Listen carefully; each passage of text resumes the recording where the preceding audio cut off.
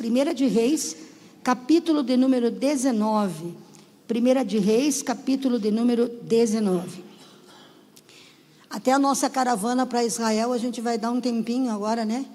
Porque agora eu creio que não é um bom momento para a gente seguir com a caravana.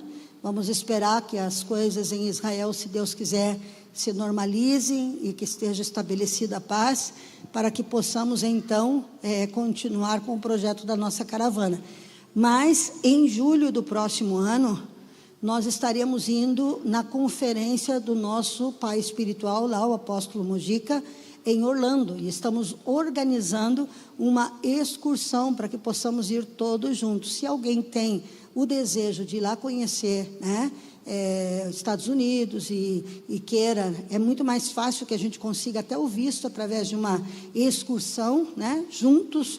É mais fácil conseguir o visto do que você tentar sozinho. Então, se você quer ir no Rompendo os Esquemas, nesse ano, procure a pastora Andréia. Ela está lá hoje com a festa das crianças, mas converse com a Andressa.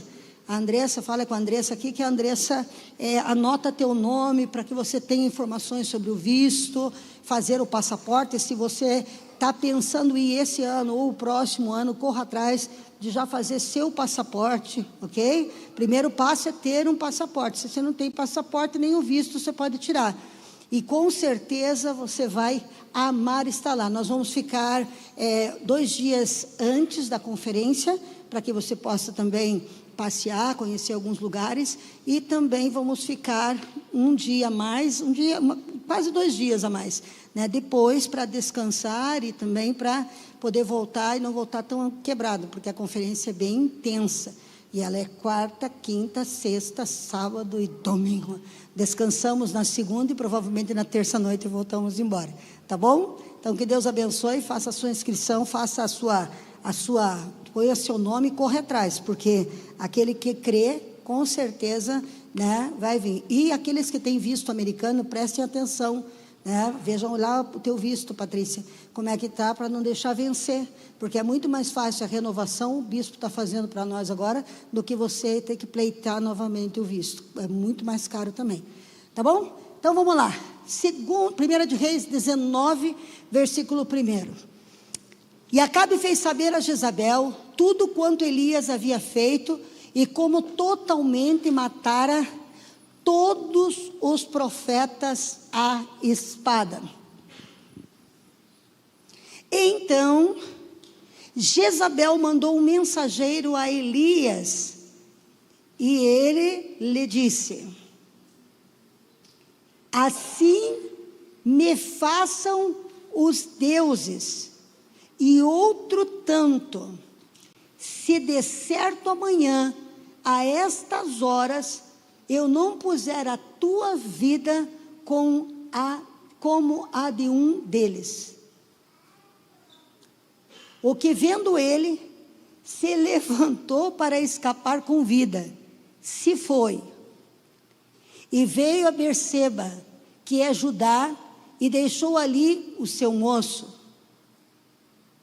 E ele se foi ao deserto, a caminho de um dia, e veio e se assentou-se debaixo de um zimbro, e pediu em seu ânimo a morte, e disse: já basta, ó Senhor, toma agora a minha vida, pois não sou melhor que meus pais. Deitou-se e dormiu embaixo do pé de zimbro. E eis que então um anjo o tocou e lhe disse: levanta-te e come. E ele olhou, e eis que à sua cabeceira estava um pão cozido sobre as brasas e uma botija de água. Ele comeu, bebeu, tornou a deitar-se. O anjo do Senhor tornou segunda vez a acordar e tocou e disse: levanta-te e come, porque muito comprido te será o caminho. Levantou-se, pois, e comeu, bebeu, e com a força daquela comida, caminhou 40 dias e 40 noites até Horebe, o monte de Deus. Uau! que nós vamos meditar para essa semana?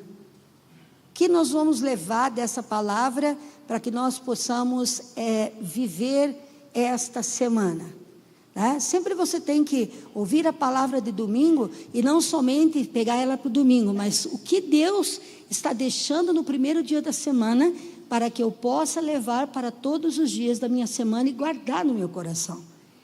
Você sabe que esse acontecido aqui, essa palavra que Elias recebe de Jezabel, veio logo após Elias, ele ter enfrentado os 450 profetas de Baal e os 350 profetas de Acera.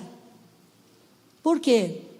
Esses deuses eram conhecidos como deuses de prosperidade, como Deus da chuva. Baal era conhecido como Deus da chuva, e estavam assim, a nação de Israel estava se perdendo e estava se fazendo afrontas a Deus. E então Elias é levantado pelo Senhor e lança uma palavra. Diga uma palavra. Uma palavra. Repete, não. Mais uma vez, uma palavra. Diga, tudo o que eu preciso é só de uma palavra. Ele lança uma palavra e diz: sobre a minha palavra não chove mais nessa terra. E eu quero ver se esse Deus da chuva vai fazer chover, se esse Deus que promete colheitas vai conseguir trazer colheita. E ele disse: não chove até que eu manifeste a minha palavra. Olha só a fé desse homem, olha só a confiança desse homem, e exatamente como ele falou, assim foi. Não caiu uma gota de água em momento nenhum. Ele foi para o riacho de Querite. Lá no riacho de Querite Deus o sustentou, mandou um corvo levar-lhe pão. Quando o riacho secou, ele mandou a uma viúva que o sustentasse. Vocês conhecem a história, a viúva de Serepta, que tinha só um pouquinho de azeite, um pouquinho de farinha na botija, e ele ali ordenou uma palavra para ela, e ela, com a palavra que ele ordenou, foi lá e fez o que ele mandou. E desde que ela obedeceu a palavra que saiu da boca daquele profeta, o azeite da botija não acabou, a farinha não acabou, e deu para que ela sustentasse sustentasse seu filho e sustentasse o profeta até o dia determinado para que aquilo fosse encerrado. Então veja bem, a palavra de Elias parou a chuva, a palavra de Elias multiplicou farinha, multiplicou óleo. A palavra de Elias mais uma vez foi liberada quando ele disse: diga para o Acabe, que Acabe estava caçando ele em todos os lugares. Acabe e Jezabel haviam matado muitos profetas, mas muitos profetas. Eles estavam destruindo os profetas, ao ponto de Elias pensar que só tinha ele como profeta. Ele pensou que ele era o último dos profetas, porque havia assim realmente uma chacina no meio dos profetas por parte de Jezabel e por parte de Acabe. E então ele vem e vai ao servo de Acabe, que era temente a Deus e que protegia os profetas, e diz para ele: manda vir Acabe aqui, que eu quero falar com ele. Quando o servo escuta ele dizer: manda Acabe vir aqui, que eu quero falar com ele, o servo diz assim: meu senhor, por favor, não me faça esse mal, que eu traga Acabe aqui para que te mate, porque ele está te caçando e te procurando, e se eu chamar Acabe aqui, Acabe vai te matar, e eu temo a Deus, eu tenho protegido os profetas, eu escondi profetas em cavernas, eu alimentei e sustentei, não te quero mal, profeta. E o profeta disse: vai e faça o que eu te mando, e Deus não vai me permitir que aconteça mal algum. Olha que fé de Elias, olha só a fé de Elias. Ele estava liberando uma palavra, mais uma palavra ele liberou, não liberou? Vai, pode chamar Acabe aqui. E aquele servo foi e trouxe Acabe. E quando chega Acabe, ele vai com a sua palavra e diz assim: junte todos os teus 450 profetas de Baal e chama também os de Acera, e vamos subir no monte e oferecer um sacrifício. Eu não vou pôr fogo no meu sacrifício, e nem vocês vão pôr fogo no sacrifício de vocês, mas aquele Deus que responder com fogo, esse é o Deus verdadeiro. Uau! Ele não liberou uma palavra? E com a palavra não fez um desafio? E ele mandou chamar quantos? Todo Israel.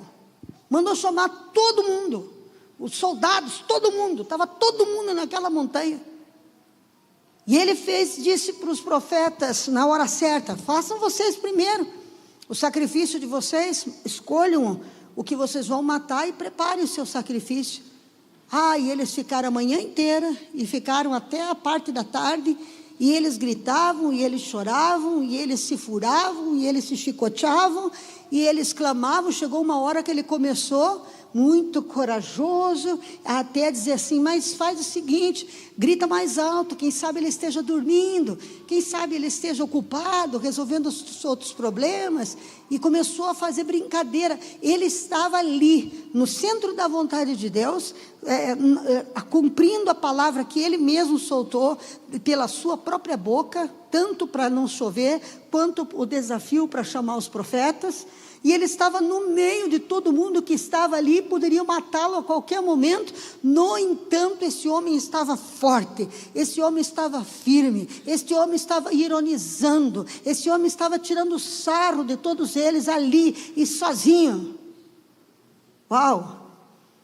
O que acontece? Passou o tempo, terminou, ele disse: agora chega, já deu, já dei tempo para vocês, agora vou eu fazer o meu sacrifício. E ele prepara o altar, põe as 12 pedras, 12 pedras, e invoca, manda colocar água, para depois não dizer que porque ele ficou, a lenha dele ficou no dia inteiro, porque a tua lenha ficou aí nesse sol escaldante, ela queimou porque estava quente demais. Não, jogou água, não só para molhar, como também o maior e a melhor oferta naqueles dias que poderia ser entregue para Deus, num país que já é deserto, com 3 anos e 6 meses sem chuva, com seus lagos e riachos secos.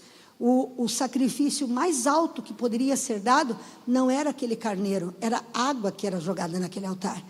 E ele mandou jogar água, e jogar água, e jogar água, até que a água cobriu até a valeta que ele fez em volta, e ficou cheio d'água. E então ele se dobrou diante do altar e clamou ao Deus de Abraão, Isaque e Israel. Abraão, Isaque e Israel, porque Jacó já havia trocado seu nome, já estava abençoado. Então ele invoca ao Deus de Abraão, Isaque e Israel. E na hora que ele invoca, o céu se abriu. Você consegue imaginar a cena? Um raio, deve ter sido como um raio, sei lá o que aconteceu, gente. Às vezes eu fico lendo a Bíblia e tentando imaginar, uma bola de fogo, quem sabe, veio, puf, e queimou instantaneamente toda a lenha, queimou e acabou com aquele cordeiro que foi cortado ali em cima para sacrifício, e lambeu toda a água do córrego. Esse homem se empoderou, mandou descer com todos os profetas na beira do mar, lá para baixo, e matou todos eles. Matou todos eles na espada. E depois sobe novamente ao monte, sobe novamente ao monte. Um dia você vai estar nesse monte, vai conhecer esse monte, e vai dobrar o teu joelho lá também, e chama seu servo, e ele diz: vai lá ver, na direção do mar, você tem nuvem no céu. E várias vezes o garoto foi ver, e por último o garoto disse: tem uma pequenina nuvem assim, do tamanho da mão de um homem no céu. Ele corre. Como que era o tamanho da nuvem? Olha aqui, eu estou tentando mostrar para vocês quem é Elias. Ele sai da montanha e vai provocar quem? Acabe. E vai dizer para Acabe: corre e vai para casa. Por quê? Porque vai cair uma chuva muito forte. Está caindo uma chuva, está vindo um temporal. Ele tinha certeza. E o que acontece? Acabe monta na carruagem e vai. E o Espírito de Deus se aposta do profeta Elias, e o profeta Elias começa a ter, sabe esse desenho de flecha aí, desse cara que corre? Era Elias, inspirado no profeta Elias, porque caiu uma unção sobre Elias, e Elias, Acabe estava com seus cavalos e tal, e Elias amarrou a saia aqui, ó, e corria na frente da carruagem do rei. Leia o texto bíblico para você ver. Você já imaginou um profeta com a sua saia amarrada por aqui e correndo atrás da frente da carruagem do rei? Você veja, ele tinha autoridade, ele sabia quem ele era, ele declarava, ele falava, ele sabia o poder que tem uma palavra. 450 profetas, mais 350, mais o rei Acabe, mais o exército do rei Acabe, nada intimidou ele, na incredulidade do povo que já estava se curvando a Baal. A nação de Israel já estava se curvando a esses deuses falsos, e ele não estava nem aí. No outro dia, diga comigo, no outro dia, um mensageiro do rei trouxe a mensagem de quem? Jezabel. E ela diz o quê? Olha o que ela diz: eu quero ser castigada pelos deuses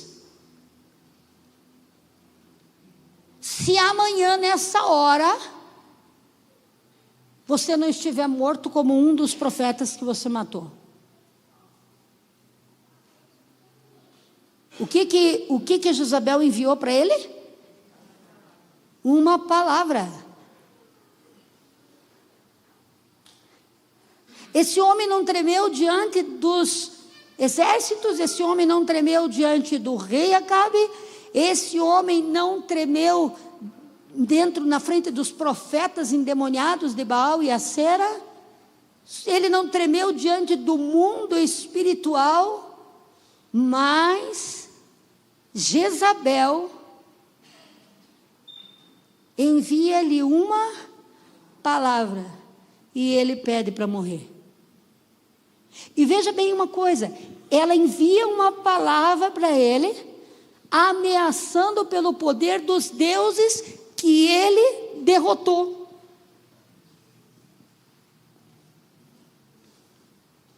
Quem está escutando?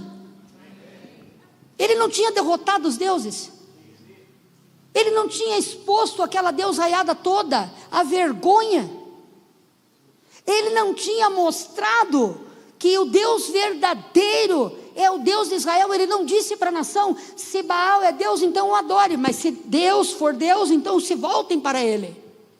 E ele não fez com que toda Israel voltasse para o Pai. Mas aquela potência de homem, aquela potência dos profetas maiores, foi levado aos céus num redemoinho, não foi numa carruagem. Foi num redemoinho, e passou uma carruagem para distrair Eliseu, e Eliseu viu ele sendo levado no redemoinho. Ele estava olhando para o seu pai, e Eliseu não chama ele de profeta, ele não chama ele de apóstolo, ele não chama ele de pastor, ele olha para o céu e diz: meu pai. Por quê? Porque quem recebe manto é filho. Meu pai, carros de fogo e seus cavaleiros, e o manto de Elias puf, aos seus pés, com porção dobrada. Aleluia. Então, olha, Elias era esse homem, amado por Deus. Elias era esse homem de propósito, era esse homem de guerra, era esse homem valoroso, vitorioso, que confiava e que tinha experiências com Deus. E ele pediu para morrer.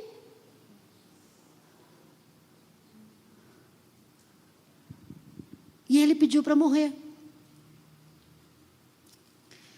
Existem vários fatores que nós podemos observar, né? A mensagem eu vou focar em outra coisa hoje, mas eu quero que você também pense que um grande homem cansado, Deus não o condenou e nem o matou. Deus deixou ele dormir e deu comida para ele. Porque às vezes as nossas fraquezas não são, né, nada mais do que esgotamento. E alguns momentos da nossa vida, antes da gente tomar decisões e da gente fazer coisas, a gente precisa primeiro dormir, descansar. Eu creio que com toda a força de Elias, ele passou por momentos de estresse muito fortes. E ele, naquele momento, sucumbiu. Mas Deus o respeitou. Deus tinha propósito com ele, Deus sabia quem ele era.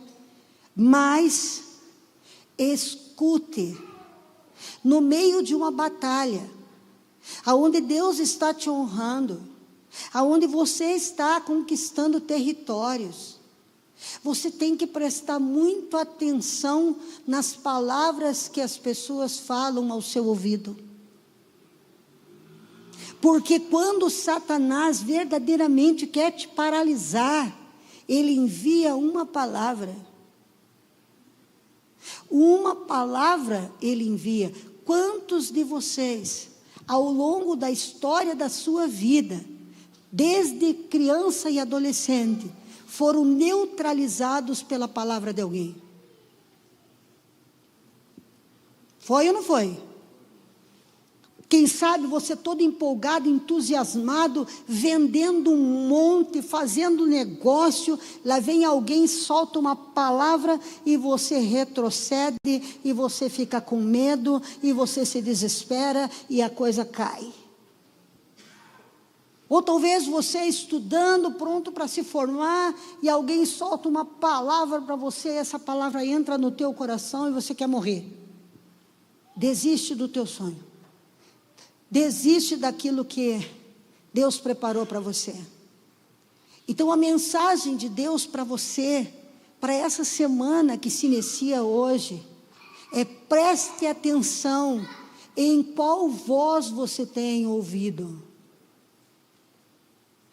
Se de fato ou de verdade você está desistindo do seu casamento, desistindo da sua vida, está com medo, porque você está fraco, ou porque uma palavra de alguém foi lançada sobre você que te desestruturou.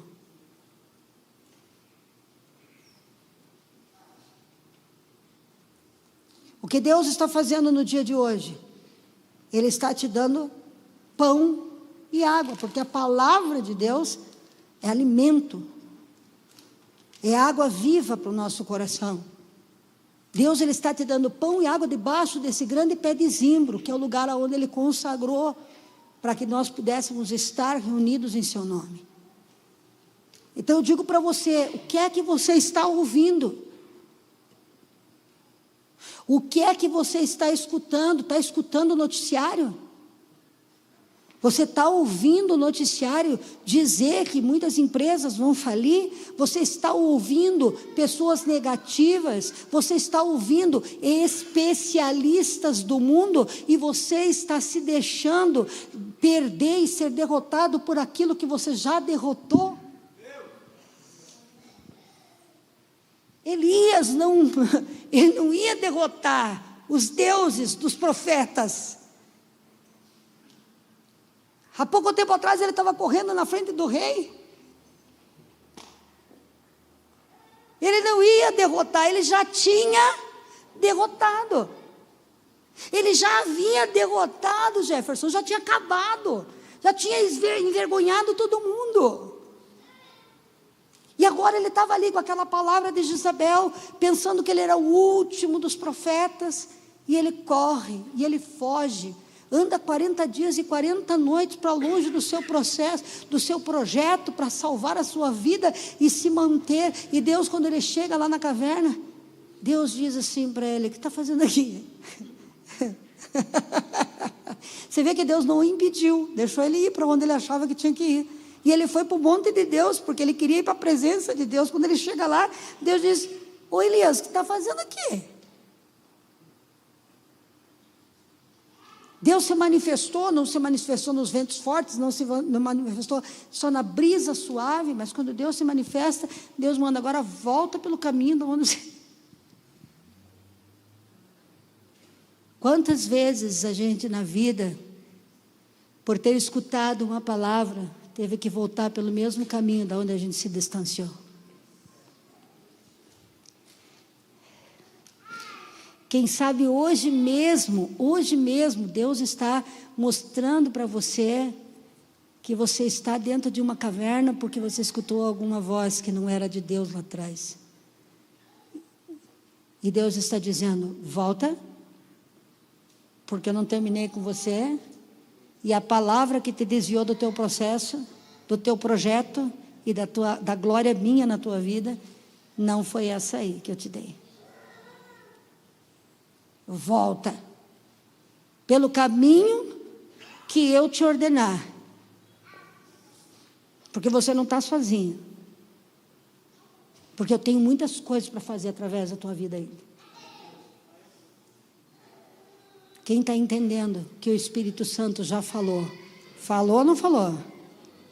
Qual a voz, querido, que você está ouvindo? Qual é a instrução que gerou medo no teu coração? E sabe o que mais Deus manda dizer para você no dia de hoje? Não esqueça das vitórias do teu passado. A Bíblia diz assim, ó: bendiga ao Senhor e não te esqueças de nenhum só dos seus benefícios. Olhe para trás e veja que você já saiu de circunstâncias muito piores do que estas, em proporção e estatística.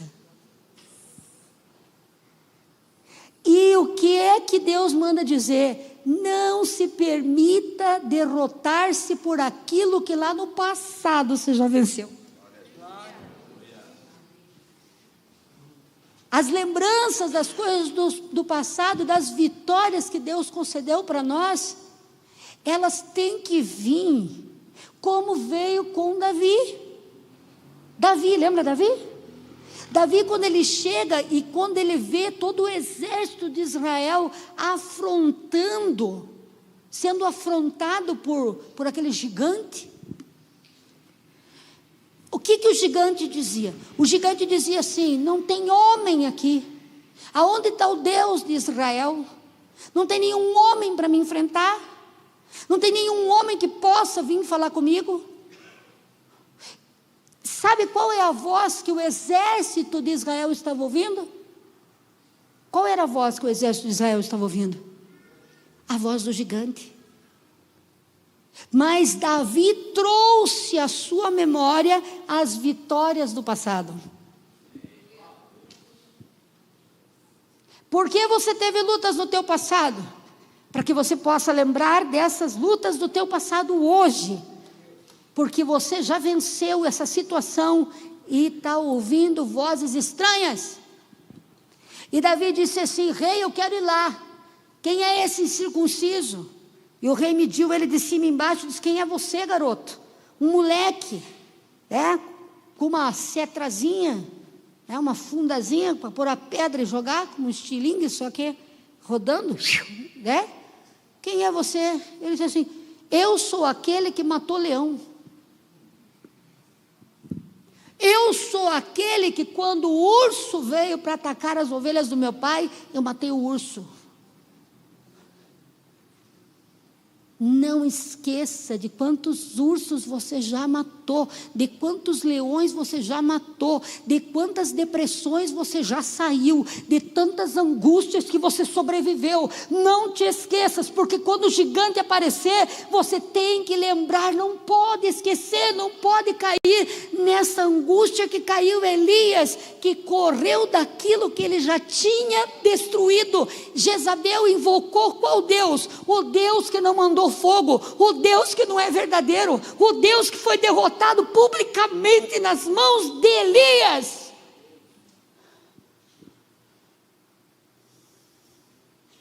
Essa palavra desse deusinho da Jezabel não ia poder tocar num fio de cabelo do profeta Elias. Sim ou não? Recorda de onde Deus te tirou, de como Ele te guardou ainda quando você estava no mundo, quando todo mundo pensou que você ia morrer, e Ele te protegeu, e Ele te manteve vivo, e Ele te levantou. Porventura agora Ele vai te abandonar dentro dessa circunstância? Imagina. E veja o poder que tem uma palavra. Você tem que escolher as pessoas com quem você conta a sua vida e conversa sobre teus sonhos.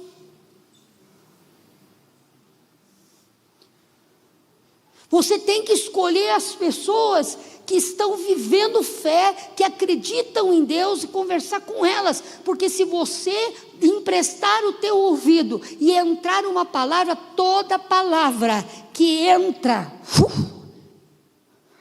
se ela não for na hora repreendida, ela germina e dá fruto. Sabe qual que é o nosso problema?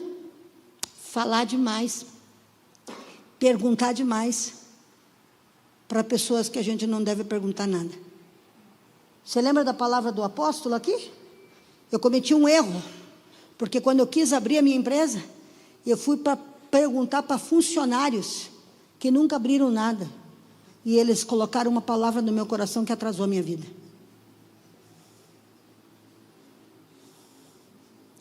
Com quem você anda conversando? O que você anda escutando?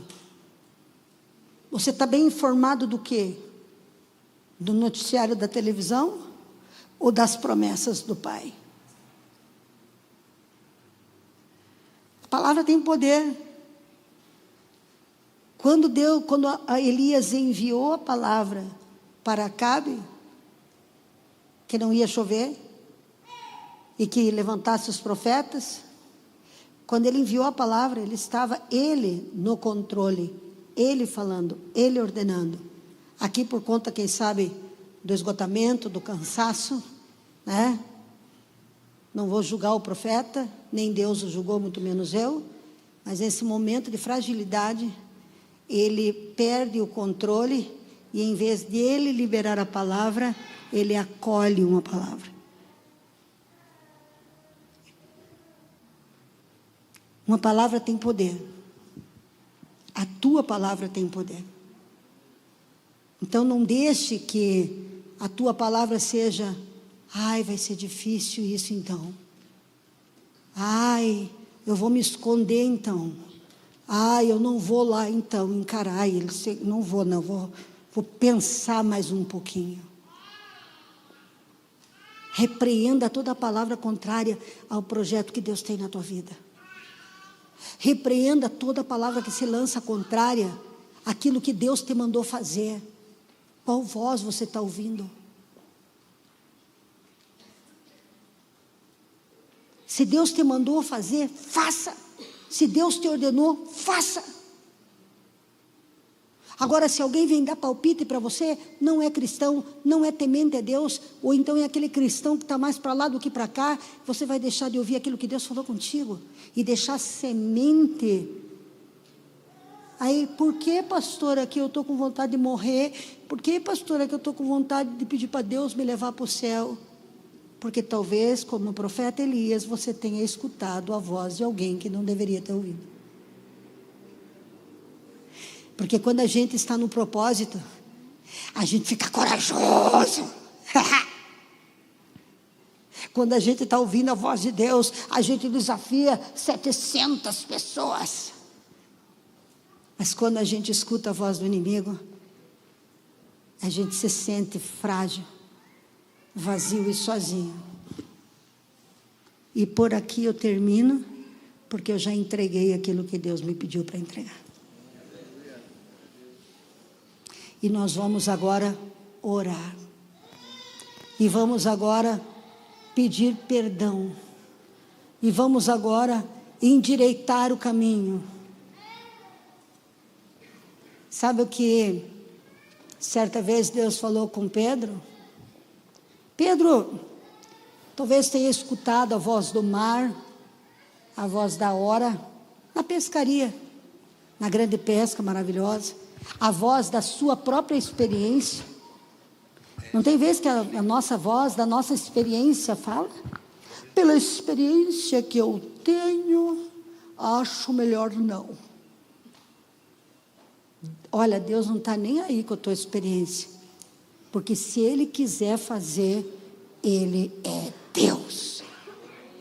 E Pedro estava ali, e pela experiência de Pedro, o horário dos cardumes já passou, o sol já estava alto, não havia se pescado absolutamente nada, e ele estava lavando as redes que estavam como? Vazias. E aí Jesus Cristo empresta o barquinho do homem, e entra no barquinho e ensina. A Bíblia não diz o que ele ensinou naquele barquinho, mas terminando de ensinar, ele disse a Pedro: lança a rede, entra no barco, lança a rede. E Pedro olha para Jesus e diz assim: Senhor,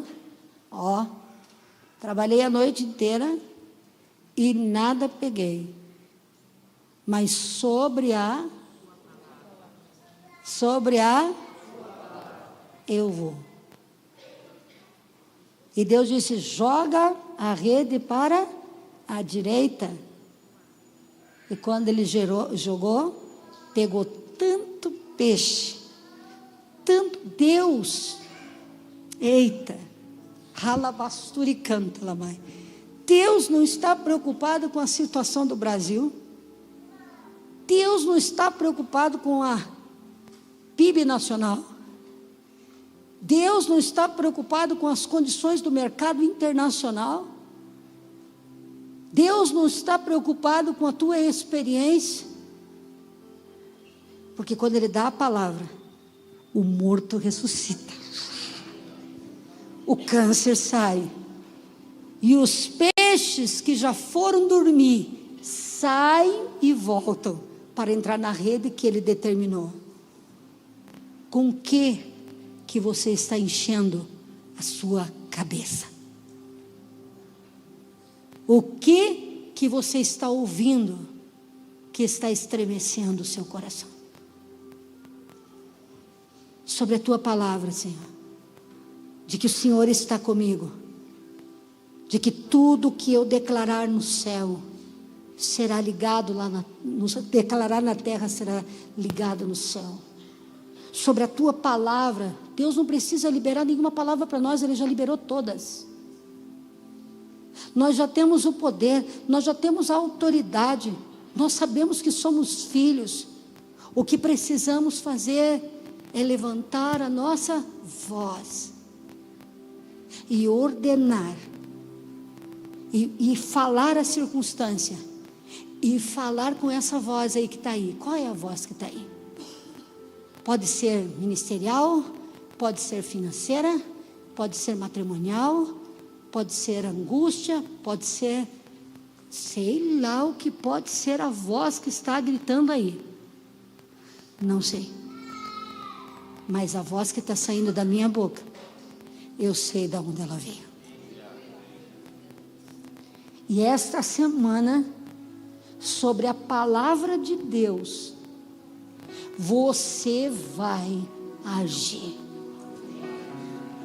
Essa circunstância não é para mim, essa opressão não é para mim.